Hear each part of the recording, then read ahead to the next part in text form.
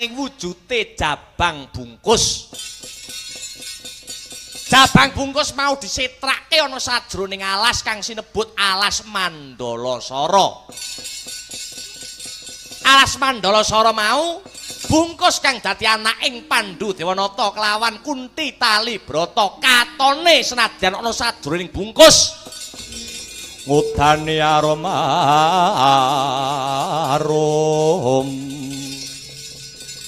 ngendan wing awiyat narada ngepalani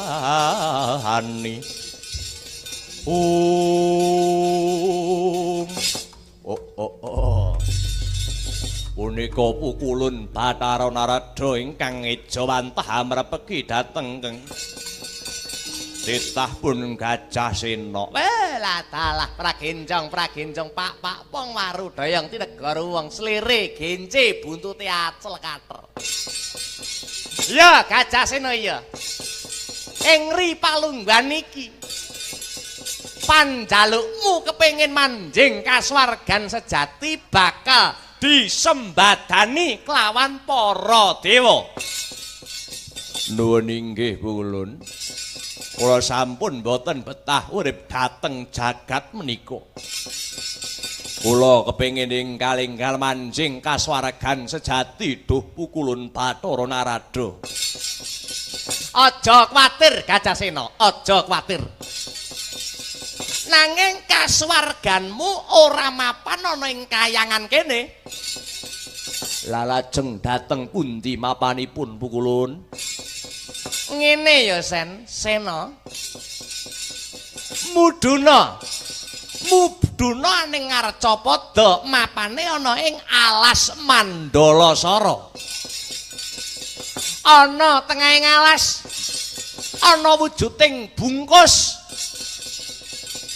Lah bungkus mau anake Prabu Pandhu Dewayana ratu ing negara Ngastina lan Dewi Kunti Talibrata. Sing 15 taun bungkus mau durung bisa pecah. Mula yen to kowe Gajah Sena bisa mecah wujuding bungkus kuwi mau bakal dadi jalaran anggonmu manjing ana kasuwargan jati Gajah Sena. Weh dalah. Matur nuwun Pukulun, matur nuwun. Menawi mekaten kula nyuwun pamit badhe tumuju wonten ing alas Mandalasara Pukulun Bathara Narada. Duga kinawa. Ati-ati aja nganti keri Gajah Sena. Manjinga ning alas Mandalasara. Golek ana papan kasuwarganmu.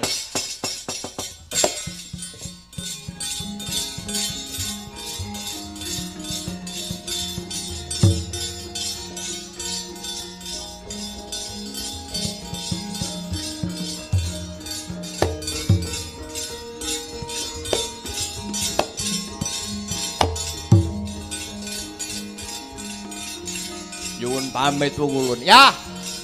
Sing ati-ati Gajah Sena.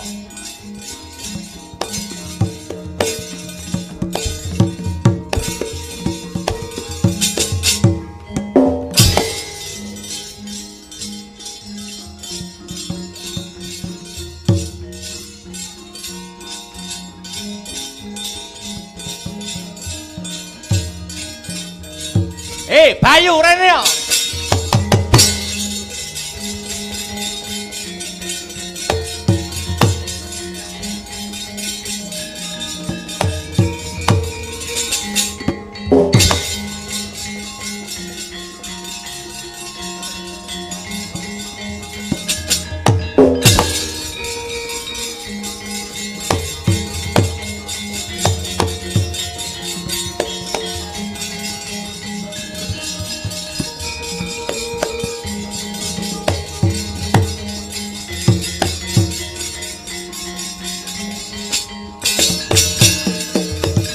Palukon lakuning lekas lukita linuting kidung kadung kadareng hamor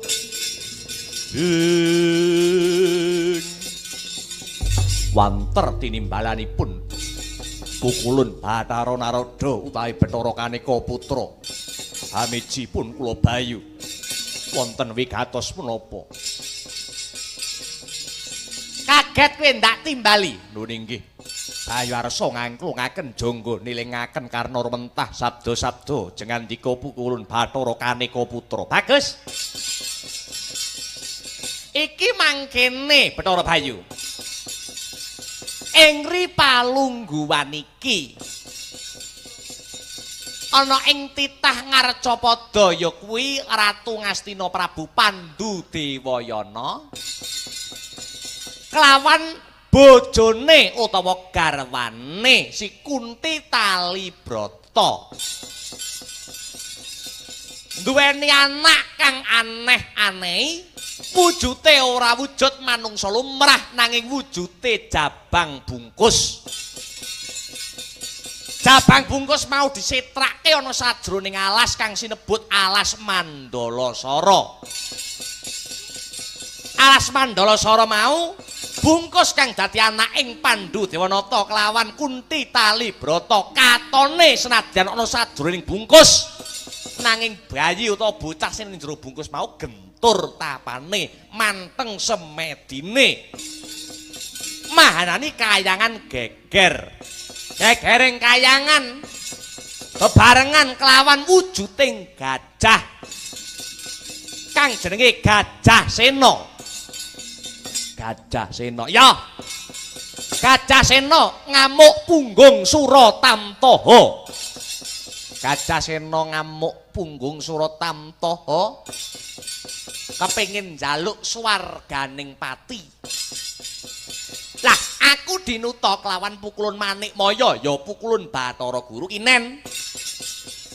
Ngutus Gajah Sena mbok menawa nyirep kamurkaning Gajah Sena supaya ora ngamuk punggung, papane swargane ora ning kayangan nanging mapan ana madyaning wana Mandalasara. Lah iki mangkene aku perintah marang jeneng kita Bayu kados pundi. Bungkus kang ana sajroning alas Mandalasara mau sadurunge badar sejatining wujud sadurunge luar saka panandang. Jeneng sira Bayu dewaning angin kang luwih banter playumu disi ana. Disi ana playune Gajah Sena, disi ana lakuning Gajah Sena. Lumebu ana wujuding bungkus paring ana sandangan kang becik, paring ana sandangan kang apik. Pene ana aji kawijayan guna kasantikan. Karaben bungkus yen wis luar saka panandang kanton wis pantes bakal nemoni sudarmane Pandhulan Kunti mekaten Pukulun pancen kowe mangkono lho nggih menawi tetela kados mekaten Bayu nyuwun pamit arsa jengkar tumurun wonten Marcapada paring busana kalian maringi wujuding aji kawijayan guna kasantikan tumrap umat ingkang teteki brata wonten alas Mandalasara wujudipun bungkus ya. Aja nganti kuciwani tetep ana dharmamu Bayu.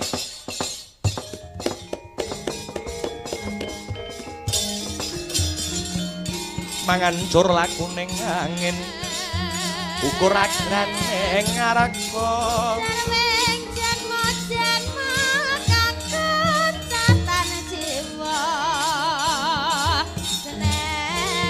ukur agrane ngaraka kura Kornita kagiri-giri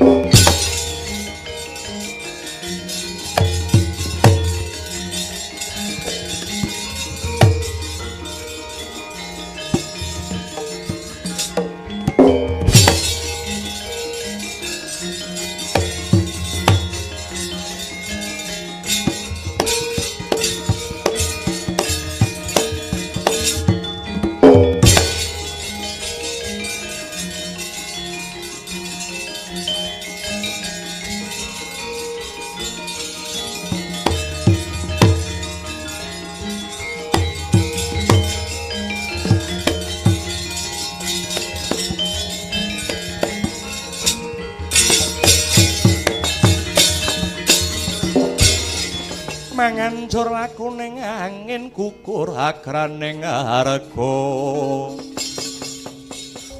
Guruh Gurnita kagiri-giri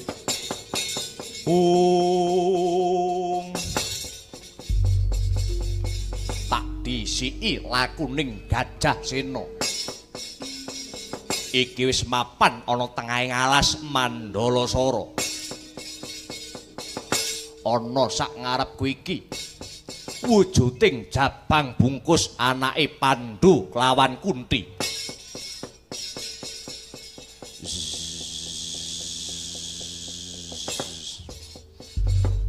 Yo, pancen wis tinarbuka wahyaning mangsa kala.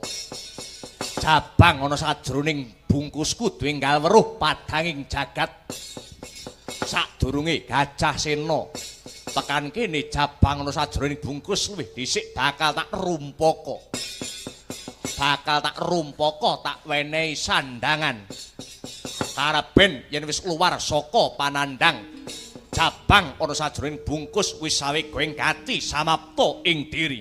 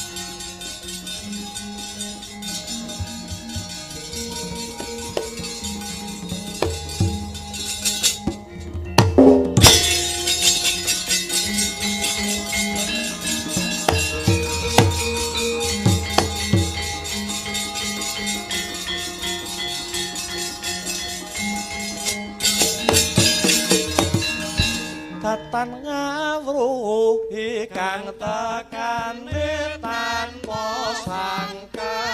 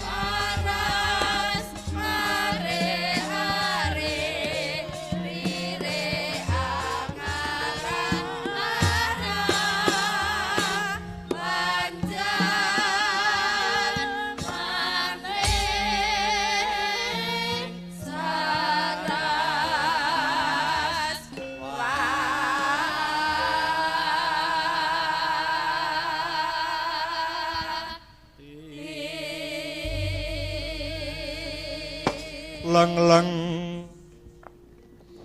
ramyaning kang sasangka kumenyar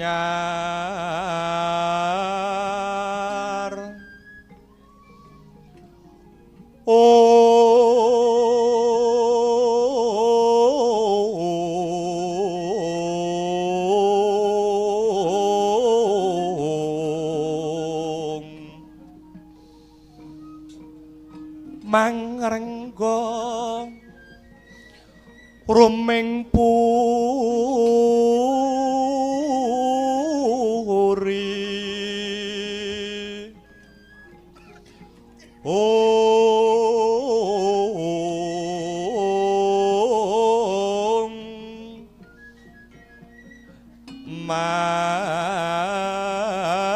mangkin tanpa siring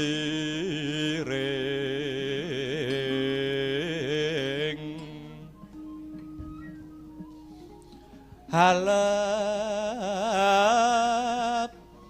nekang omah mas ler muruping langit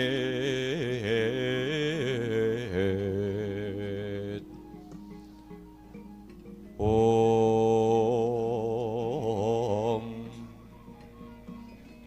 takwan sarwa maneh om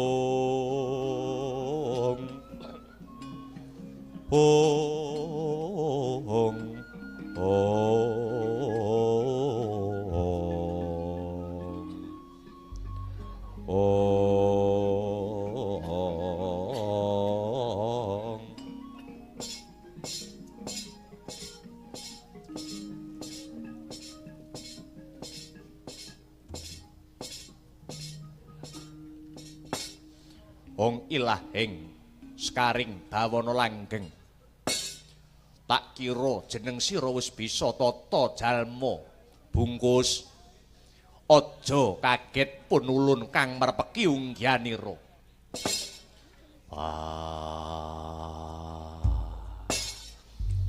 kowe kuwi bangsane apa ulun iki dewa dewa kuwi apa? Dewa kuwi ya tan prabeda jeneng sira. Aku iki sapa? Sira kuwi manungsa. Manungsa kuwi apa? Umating Gusti. Gusti kuwi apa? Sesembahaning manungsa. Kowe kok kandha Gusti kuwi sesembahaning manungsa. Kuwi nganggo dasar apa? Nganggo wewaton apa? Ya. Ulun lan jeneng sira. Mono bisa dumadi merga saka dating Gusti kang murbeng dumadi.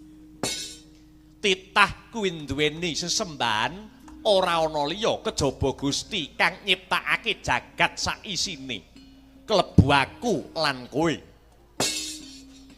Nanging kowe ngarani aku bungkus. Merga kowe durung weruh padhang hawa, kowe durung weruh padhanging srengenge. Srengenge kuwi apa? Kowe ora usah ndak wene ngerti, besok kowe bakale ngerti dhewe. Yen jeneng sira wis luar saka panandang iki.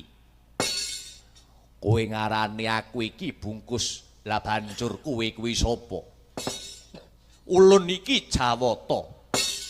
Wewisik ulun Bathara Bayu kulup ing ripalungguhan iki jeneng sira bungkus bakal luar saka panandang jeneng ulun tanggung jawab marang kita sekabehane lan sadurunge pun ulun uga bakal paring prabot sandangan marang jeneng sira Jabang bungkus ya ngestokake dawuhmu remna mripatmu sedakepno tanganmu ulun bakal miwiti paring busana marang jeneng kita bungkus permara reh mangus wamya ngambreng ati karonaning kaswasih ring marga memalakung risang gonto astrat mojo leng-leng lalu mangulati Surya mangrangsang wayah surya mangrangsang wahaya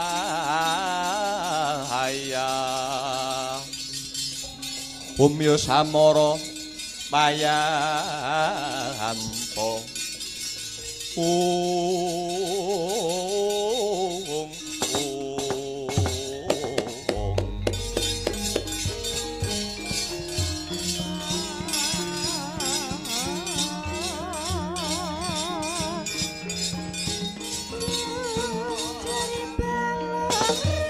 lah ing kono ta wau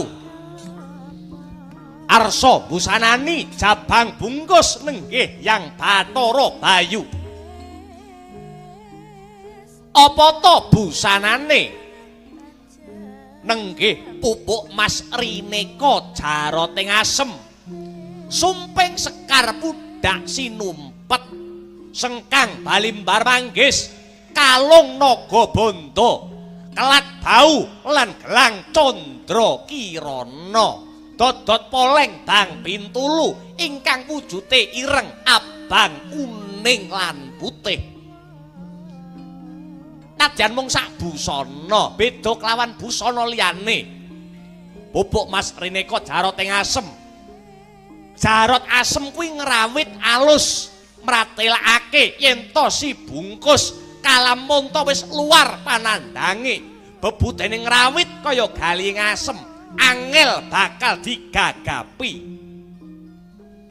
sumping sekar pudak sinumpet kembang pudak kuwi gandane wangi tegese sang bungkus diwasane bakal bisa ngaromake bangsa lan negara sengkang balibar manggis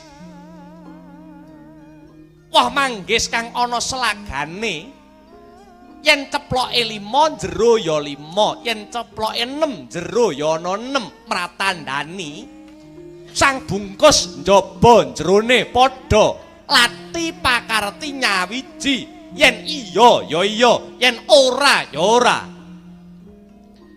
kalung naga bondo naga kuwi ratune ngula bondo tegese kekuatan besok dewasane jabang bungkus kekuatane ngungkuli ratuning ngula kelat bau lan gelang Candra Kirana tegese rembulan kang bunter kepleng besok labuhing sang bungkus bisa madhangake pepetenging jagat ngagem dodot poleng bang bintulu ireng abang kuning kelawan putih iku minangka pralampita kanepsaning manungsa luamah amarah supiyah kang sarta mutmainnah tegese sang bungkus diwasane ora bakal dikendhaleni nafsu nanging malah ngendhaleni nafsune purnaning gati busana wis mapan marang papane dhewe-dhewe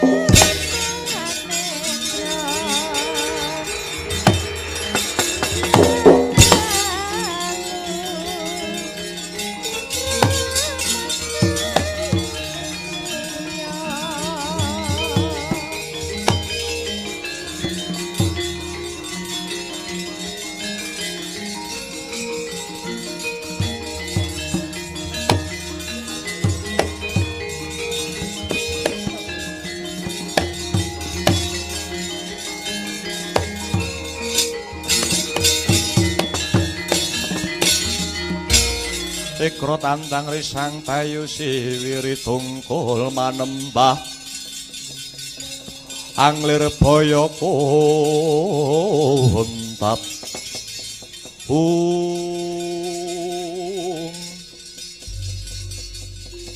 prabot sandangan wis tumemplek aning anggamu bungkus.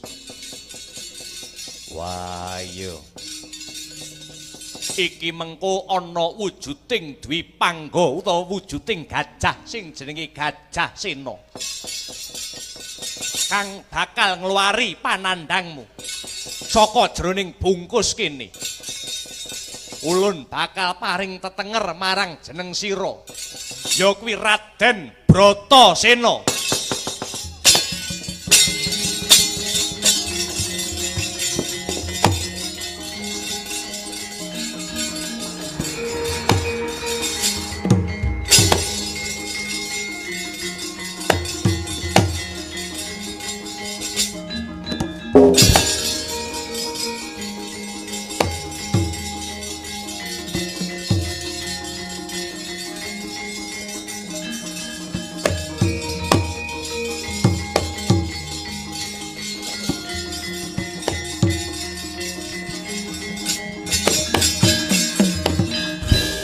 Bratasena. Ya.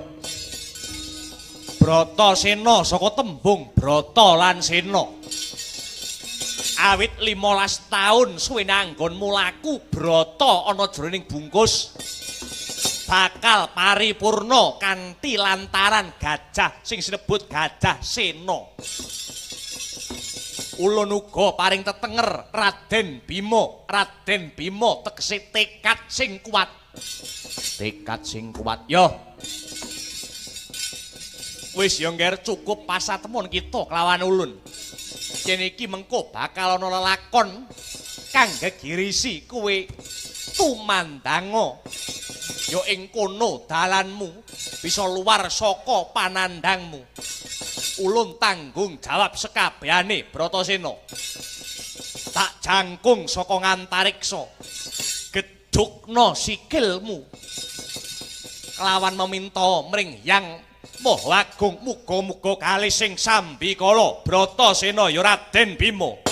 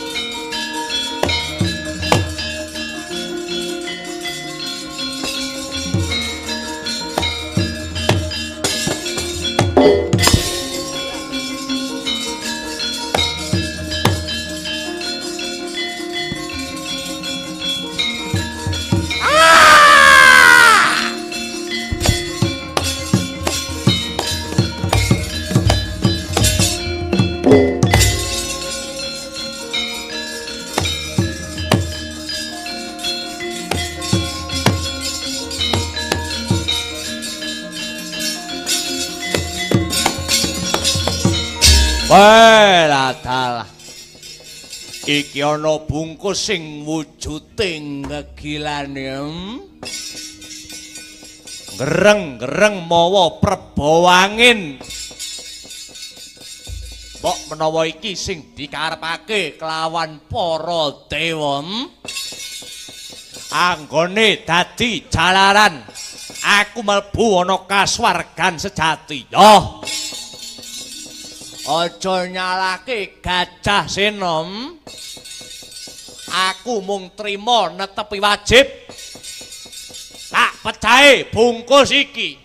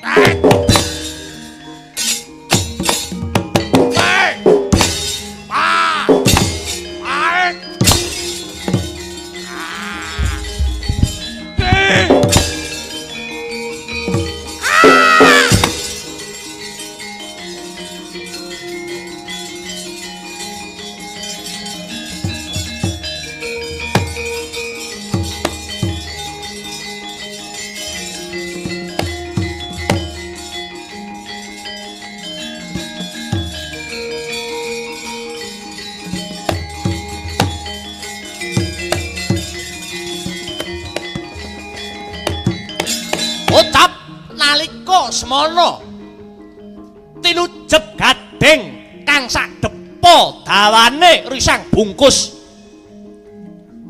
Gya binanting wonten ing watu gilang. Sigra pecah risang bungkus. Pecahing bungkus sesarengan kelawan medaling jabang kang gagah prakoso. Klewu kaya golek kencana.